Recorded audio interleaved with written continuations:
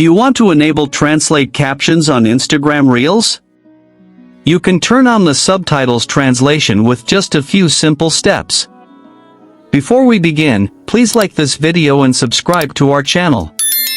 I've also included some helpful tools and apps in the description, so be sure to check them out. To enable translations on Instagram Reels, first, open the Instagram app on your mobile device and tap the plus icon to create a new post. Select Reel from the bottom menu to start creating your video. Now, record a new video or upload an existing clip from your gallery.